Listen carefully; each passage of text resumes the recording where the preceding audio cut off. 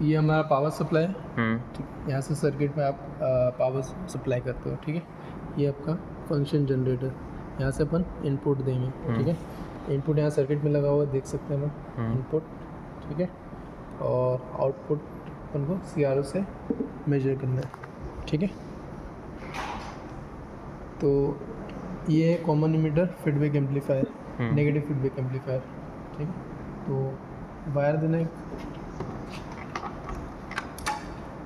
यहाँ पे एक रेजिस्टेंस लगा हुआ है, यहाँ पे अंदर की तरफ एक कैपेसिटर लगा हुआ है, ठीक है। और ये दोनों आपस में अभी कनेक्टेड नहीं है। अगर इसको कनेक्ट कर देते हैं अपन,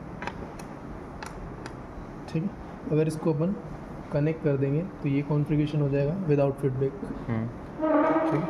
यहाँ से अपन को एक बार इनपुट सेट कर दिया, उसके बाद फ्रीक्वेंसी में यहाँ से चेंज करना है, अप एंड डाउन, यहाँ से फ्रीक्वेंसी में चेंज करके अपन को आउटपुट मेजर करना है, आउटपुट वोल्टेज। बटर पेपर पे ट्रेस करना, ट्रेस पेपर नहीं, ट्रेस रीडिंग बहुत सारी है ना, सिर्फ रीडिंग नोट करो, ग्राफ बनाओ, इसमें डायरेक्ट ऐसे गिन के यूनिट्स। हाँ, ठीक है। यूनिट्स कैसे गिननी है? अपन को यहाँ से जो भी डिस्टॉर्टेड वे में आ रहा है ना, देखो, तो ये एम्पलीट्यूड से थोड़ा बहुत चेंज करके साइन वेव में कन्वर्ट कर देना उसको, ठीक है।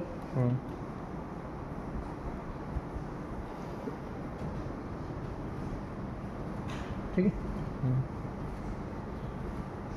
तो अब अपन को इनपुट सेट करना, तो इनपुट कैसे सेट करोगे? तो सीधा ये जो है ना CRO, उसको फंक्शन जनरेटर से कनेक्ट कर दो।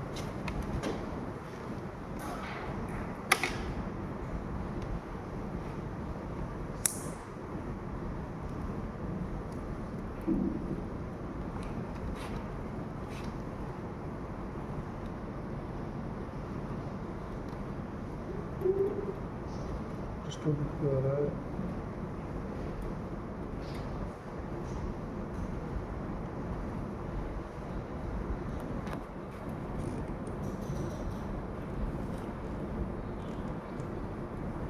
ठीक है। तो यहाँ से इनपुट नोट कर लेना, इनपुट कितना दिख रहा है भाई? 2.5 सेंटीमीटर इंटू मल्टीप्लाई करो यहाँ पे जो वोल्टेज बेस है ना उससे, तो ये हो गया 40 मिली वोल्ट, ठीक है। गिनना है ना? हाँ, पूरा एक सेंटीमीटर। एक जो बॉक्स है 1 सेंटीमीटर है, उसको जो है वो वोल्टेज का जो भी बेस यहाँ पे तुम ले रहे हो उससे मल्टीप्लाई कर देना, ठीक है। तो तुम्हारा वोल्टेज आ जाएगा। अब इसको सर्किट से कनेक्ट कर दो। एक सेकेंड।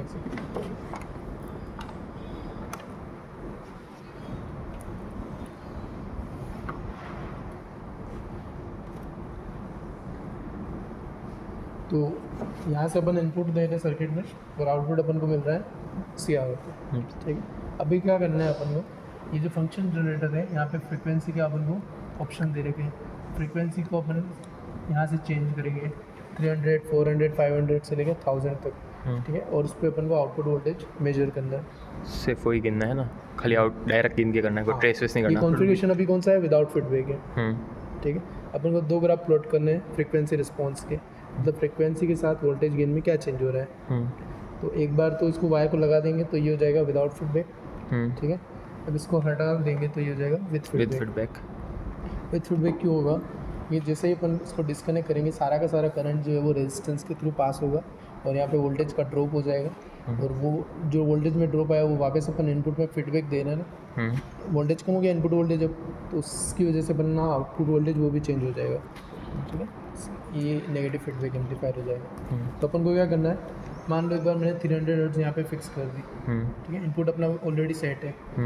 अब इसको कनेक्ट कर दिया सर्किट में, दोनों वायर जो है ना रेजिस्टेंस और कैपेसिटर कनेक्ट कर दिया, विदाउट फीडबैक हो गया। उस पर अपन को जो भी वोल्टेज आ रहा है उसको गिनना है, उसको नोट डाउन कर लो।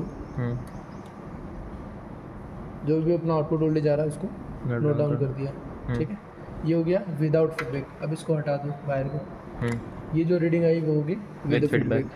विद फीडबैक में आप देख सकते हो यहाँ वोल्टेज बिल्कुल डाउन हो गया, 300 से 1000 तक रीडिंग लेनी है।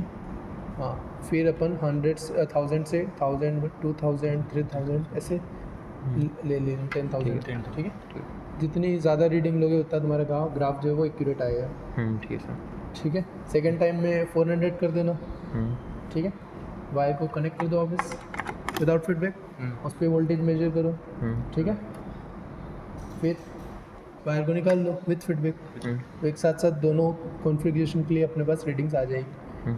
तो आउटपुट वोल्टेज आ गया, इनपुट ऑलरेडी सेट है, उससे क्या निकल जाएगा वोल्टेज गेन। तो एक वाई एक्सिस पे वोल्टेज गेन आ जाएगा, एक्स एक्सिस पे फ्रीक्वेंसी, दोनों का ग्राफ प्लॉट करना, बस यही करना।